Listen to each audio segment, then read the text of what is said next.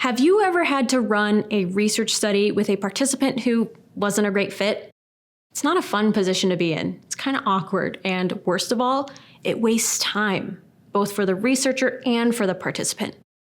No matter what kind of research you plan to facilitate or who your target audience is, screening is absolutely essential to the research recruitment process. Sure, screening out participants might sound like an inherently exclusionary practice, but it actually helps researchers run a more inclusive study by reducing sampling bias in the recruitment process. Biased sampling can happen for a number of reasons. You could have problematic participants or professional testers who are more likely to both respond to your screener survey and potentially stretch the truth to make themselves eligible for more studies. Are you a lumberjack? Well, I do wear flannel a lot. That counts, right? Not only are dishonest testers an issue, you may recruit someone who's not at all interested in what your company offers and therefore offers little to no useful feedback. Or you could even recruit a fellow UX or UX adjacent professional who might be more likely to offer an expert review instead of a realistic user opinion. Each of these isn't ideal. To avoid wasted time in research sessions, use these 5 steps for effectively screening participants. Number 1, define your eligibility criteria. Who would you like to learn about in this study? Existing users, new users, users that our product or service is currently excluding? Identify and prioritize your target audiences, and think about what goals each group may have as they use your products or services. Try not to overly restrict your audience with non-essential elimination criteria. For example, while it might be tempting to find marketing professionals by screening anyone who's not in the marketing and advertising industry, this may inadvertently screen out all marketing professionals who are not in advertising or marketing agencies, meaning most marketing professionals in the world. 2, once you have your criteria, construct your screening survey. Screening surveys, or screeners, are questionnaires that gather information about candidates' experiences in order to quickly identify and prioritize candidates who are representative of your target audience and exclude those who aren't a good fit.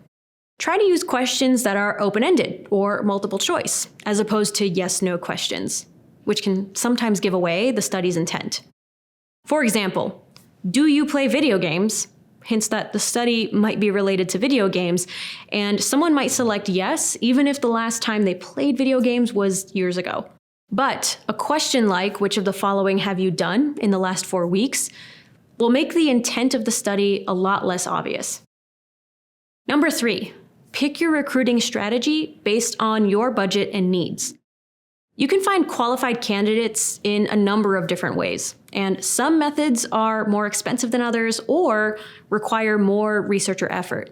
A professional research recruiter can be a fantastic resource, but they're often quite costly, and they're not always an option if you have a short timeline.